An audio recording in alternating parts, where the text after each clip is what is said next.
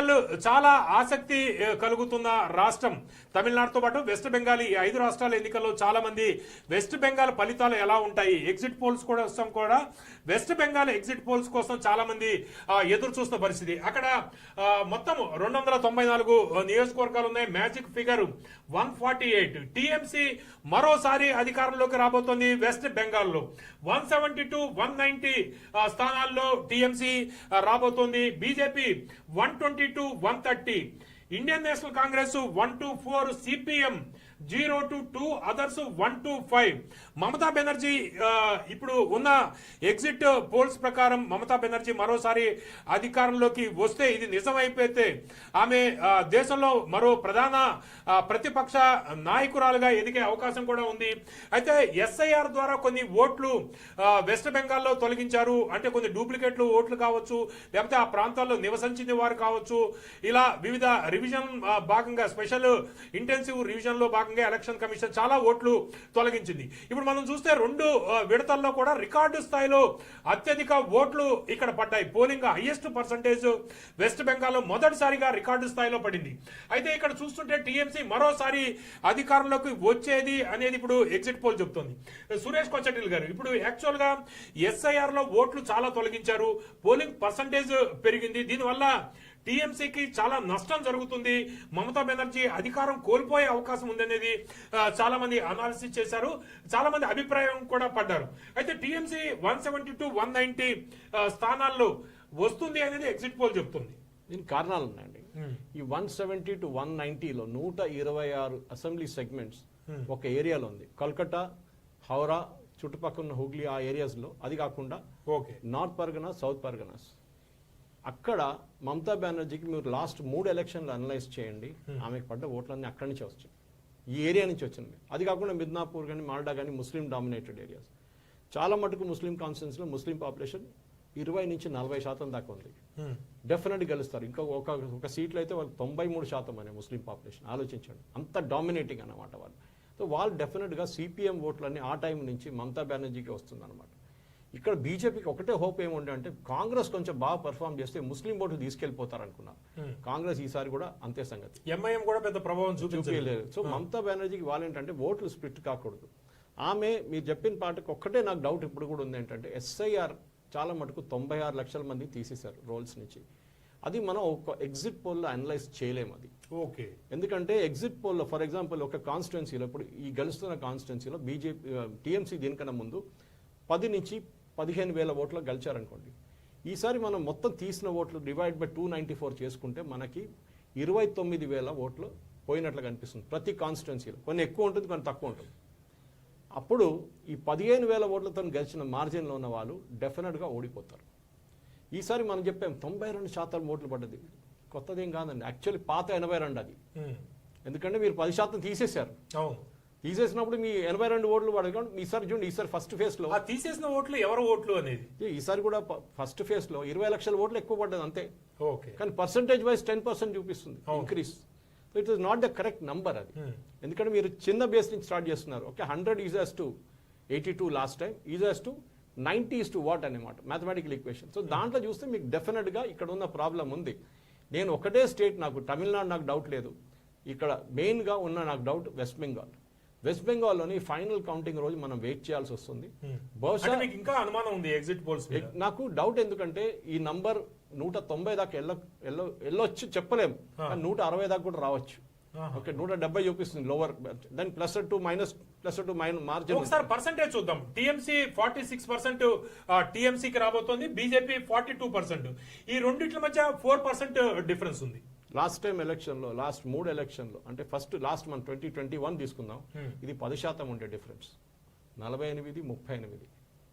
Okay, చూడండి ఎంత close up దగ్గరికి వచ్చారు. సో బీజేపీ 2011 ఎలక్షన్ లో 2 సీట్లు వచ్చిన బీజేపీకి, దాని తర్వాత 75 వచ్చినాయి, మళ్ళీ 77 వచ్చినాయి.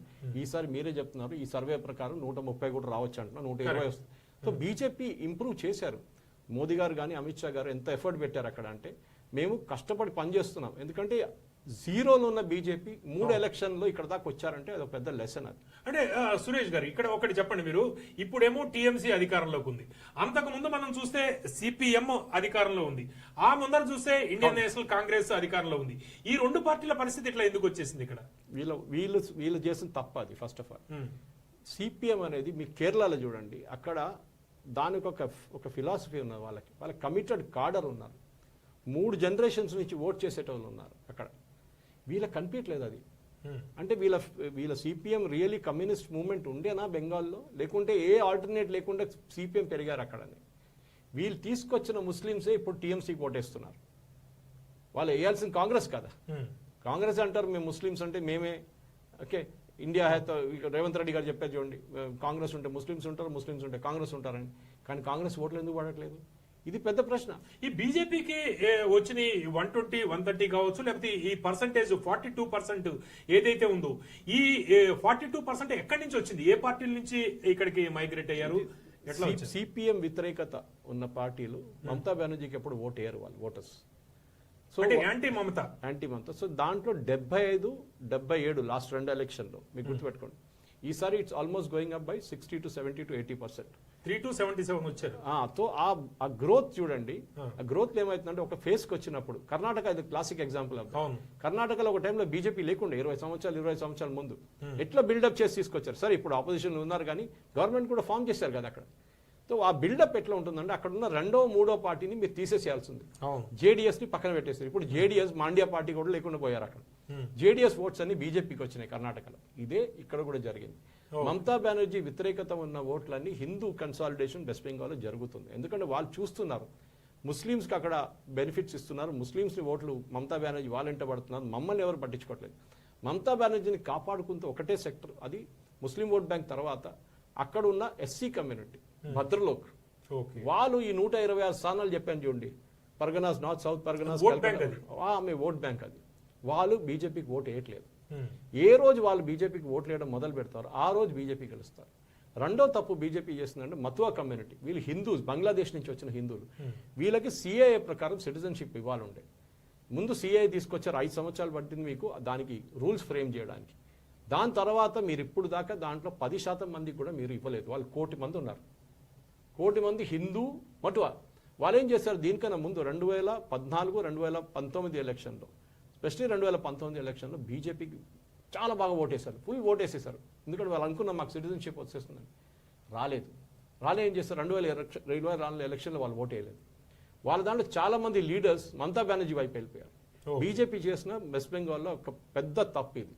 ఆ సిటిజన్షిప్ ఇప్పుడు వాళ్ళకి అందరికి SMS వస్తుందంటే మీకు సిటిజన్షిప్ వస్తుంది, కానీ వాళ్ళకి డౌట్ వస్తుంది నిజంగా వస్తుందా లేదా అని. వాళ్ళొక లీడర్ ఈవెన్ యూనియన్ క్యాబినెట్లో ఉన్నారు, మోదీ గారు క్యాబినెట్లో ఉన్నారు మతువా కమ్యూనిటీ నుంచి.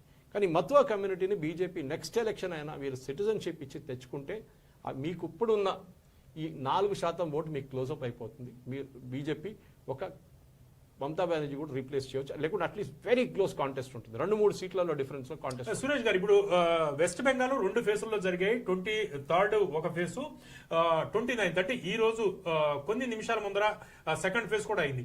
అయితే బీజేపీ ప్రధానంగా చెప్తుంది ఏంటంటే పోలింగ్ స్టేషన్ల దగ్గర అంటే లాస్ట్ 1 అవర్ అంటే భవానీపూర్ దగ్గర ఆమె నియోజకవర్గం ఏదైతే ఉందో అక్కడ చాలా పెద్ద ఎత్తున గొడవ జరిగింది. దాంతో పాటు బీజేపీ ప్రధానంగా చెబుతుంది ఈవీఎంల దగ్గర గొడవ చేశారు, పోలింగ్ స్టేషన్ల దగ్గర కూడా టీఎంసీ పెద్ద ఎత్తున గొడవ చేసింది అనేది బీజేపీ ఆరోపణ. టీఎంసీ చెబుతుందేమో ఎస్ఐఆర్ విషయంలో వాళ్ళ ఓట్లు తీశారు అనేది.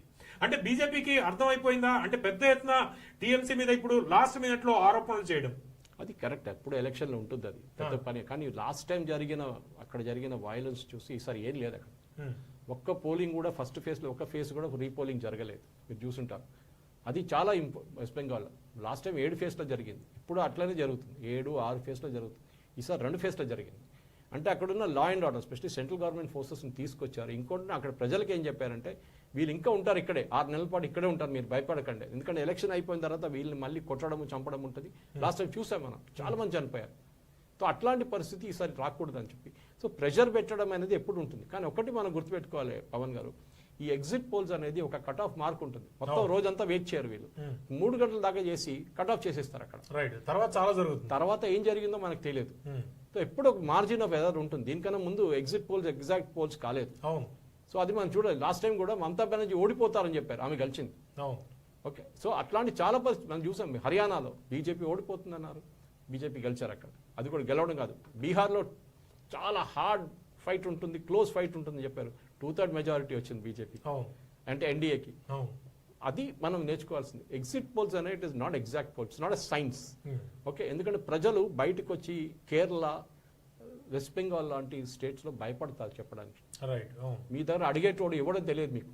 ఆయనకు మైకు గీకు పెట్టుకొని వస్తారు, కానీ వాడు సిపిఎం వాడు వచ్చి అడిగి నువ్వు ఎవరు కొట్టేశారంటే నేను బీజేపీకి వేసాను, లేకుంటే టీఎంసీ వాడు వచ్చి అడిగి బీజేపీకి వేసాను, కొడతాడు వాడు. అవును. ఈ భయం ఉంటుంది ప్రజల్లో. సో సైంటిఫిక్గా ఫేస్ టు ఫేస్ ఇంటర్వ్యూ చేయడం చాలా కష్టం. చేయొచ్చు. ఒక కాన్స్టిట్యున్సీలో 20% ఎస్సీలు ఉన్నారు, 10% ఎస్టీలు ఉన్నారు, ఒక 20% ముస్లిమ్స్ ఉన్నారు, హిందూస్ ఉన్నారు. హిందూస్ నడిమిట్లో డివిజన్ ఉంటుంది, కమ్యూనిటీ క్యాస్ట్ వైస్ అంతా. ఒక బ్యాక్వర్డ్ క్లాస్ ఉంటారు, దాంట్లో కొంచెం ఫార్వర్డ్ క్యాస్ట్ ఉంటారు. ఇదన్నీ మనం ఫ్యాక్టర్ చేయాల్సి వస్తుంది సైంటిఫిక్ అనాలిసిస్. కరెక్ట్, ఆత్మసాక్షి గ్రూప్ వాళ్ళు చాలా బాగా చేశారు. దీనికన్నా ముందు చేసిన చాలా సర్వేలు వాళ్ళకి కరెక్ట్గా వచ్చినాయి, 2-3 తప్పు కూడా వచ్చినాయి, వాళ్ళు అంగీకరిస్తున్నారు అది. కానీ మనం చూడాల్సిందంటే పోల్ ఆఫ్ పోల్స్ చూడాల్సి వస్తుంది. మిగతా ఛానల్స్ ఏమొచ్చింది అది తీసుకొచ్చి ఇవాళ రాత్రి బహుశా 9-9:30 దాకా మనకు ఒక పోల్ ఆఫ్ పోల్స్ కనిపిస్తుంది. దాని నుంచి మనకు తెలిసిపోతుంది యావరేజ్ అన్నిట్లో ఒకటే నంబర్ వస్తుందా లేదా, అది మనం చూడాలి. దాని యావరేజ్ తీసుకోవాలి, అది పోల్ ఆఫ్ పోల్స్ అంటారు.